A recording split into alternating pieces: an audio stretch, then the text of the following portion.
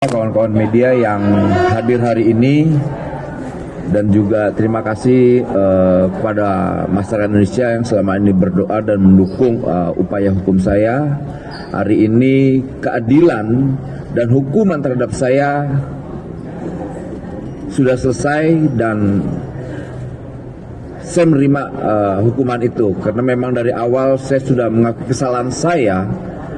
Ya, ini konsekuensi jadi pejabat yang lengah, menjadi pejabat yang ya membuat banyak publik kecewa ya. Saya tidak punya kata-kata selain saya memohon maaf kepada rakyat Indonesia, kedua kepada Presiden Prabowo, ketiga kawan-kawan buruh yang selama ini saya perjuangkan. Saya mohon maaf sekali telah mengecewakan mereka, dan khusus juga untuk keluarga saya, istri saya dan anak saya. Dan ini pukulan telak dalam proses perjalanan hidup saya selama saya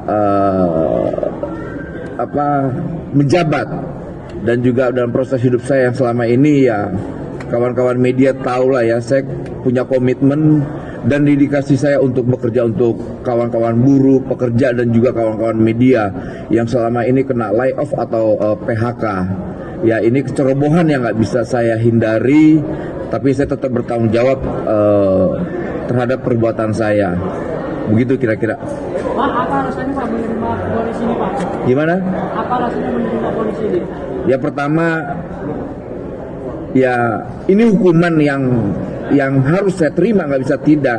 Jangan juga kita menjadi pejabat kemudian kita mengelak atau menghindar dari tanggung jawab itu. Gitu. Jadi ya ini bentuk tanggung jawab saya lah. Dan saya rasa hakim sudah melakukan pertimbangan hukum yang luar biasa. Begitu juga jaksa penuntut umum juga udah luar biasa melakukan kerja-kerja dan tuntutan-tuntutan yang luar biasa. Begitu juga kepada tim advokasi saya, tim advokat Munarman dan Salvator dan kawan-kawan yang lain juga telah bekerja luar biasa dengan maksimal dengan menyodorkan bukti-bukti dan pledoi-pledoi yang luar biasa juga. Ya, dan ini kan pokoknya nggak ada kata-kata lain selain ya ucapan terima kasih dan penyesalan saya terhadap peristiwa yang menimpa saya. Tapi kan pihak kejaksaan mikir-mikir itu gimana, Pak? Ya tugas jaksa emang mungkin begitu ya. Mereka juga punya pertimbangan hukum yang lain kali. Ya, kita berharap ya semoga ya prosesnya cepat selesai lah. Karena saya juga masih mau punya aktivitas ke depan terkait perjuangan kawan-kawan buruh. Karena perjuangan ini kan tidak selesai dengan saya masuk penjara aja atau ditahan aja gitu. Tapi perjuangan ini kan masih panjang. Bang, ini kan udah vonis dan abang dengan banding abang. Ini harapannya untuk KPK dan pemberantasan korupsi di Indonesia ini seperti apa, Bang? Pertama, ya harapan saya KPK jangan nipu-nipu lagi lah. Jangan nipu publik, jangan nipu bangsa ini. Kalau OTT, kalau tidak gitu loh. Jangan punya motivasi yang lain, misalnya kan cuma motivasi supaya dapat naik pangkat, bisa jadi Kapolres atau jadi Kapolda atau jadi apa. Itu memalukan. Karena gini, memberantas korupsi itu harus punya komitmen moral, bukan aja cuma untuk motivasi yang ya naik pangkat, dapat jabatan baru. Itu aja sebetulnya udah bentuk sikap koruptif gitu. Jangan pejabat-pejabat ini menjadikan target. Karena kan undang-undang KPK ada yang namanya pencegahan. Gunakan dong pencegahan itu. Jangan misalnya kawan-kawan kepala daerah itu ditangkap-tangkapan, itu kan hasil pemilihan rakyat. Yang ditangkap cuma 300 berapa juta, sekian ratus juta. Sedangkan kebijakan mereka kan luar biasa. Jangan sampai nanti publik menganggap institusi KPK ini institusi yang standarnya standar penitipan. Karena kita lihat maaf ya, kepemimpinan KPK hari ini bukan didasari oleh integritas moral, tapi hasil titipan para oligarki.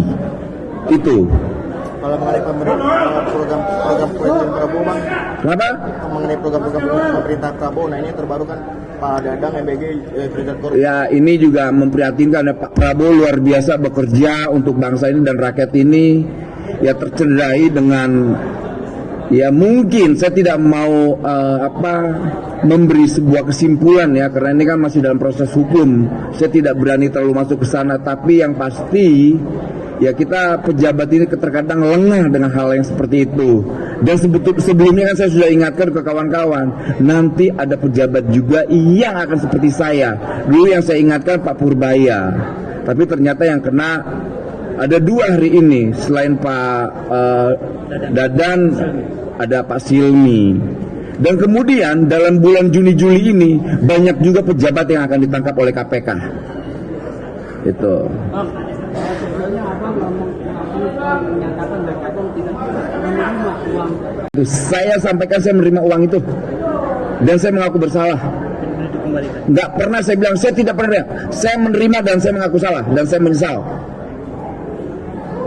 Jadi saya tidak ada mengelak-mengelak. Dan satu lagi saya coba ingatkan Pak Prabowo, dalam bulan Juni-Juli ini akan ada peristiwa besar, ada eskalasi politik yang ujungnya adalah menggulingkan pemerintahan Prabowo. Dan konsolidasi ini sudah selesai dan sudah matang. Konsolidasi sipil, konsolidasi mahasiswa, konsolidasi buruh, konsolidasi kelompok civil society dan semuanya. Tinggal butuh satu pemicu. Dan 98 jilid 2 akan terjadi tidak lama lagi. Jika Pak Prabowo tidak peka terhadap kejadian ini, kita sudah lihat dolar semakin tinggi, indeks harga saham gabungan kita juga udah babak belur. Itu adalah salah satu indikator bahwa ke depan nanti ada gejolak sosial yang indikatornya adalah gejolak ekonomi. Terima kasih kawan-kawan. Kenapa? Pertama, Pak Prabowo harus mampu mencari kawan yang strategis dan kawan loyal. Pertama, kawan loyal dan partai loyal adalah partai PDIP. Kedua, barisan Habib Rizik yang hari ini luar biasa punya loyalitas kepemimpinannya, dan PDIP juga punya loyalitas ideologis. Jangan cari partai yang kesana kesini, dan jangan cari kawan yang hanya orientasi nyari jabatan dan uang. Kasihan Pak Prabowo, beliau orientasi kerakyatan udah luar biasa. Terima kasih kawan-kawan semua ya. Terima kasih Bang.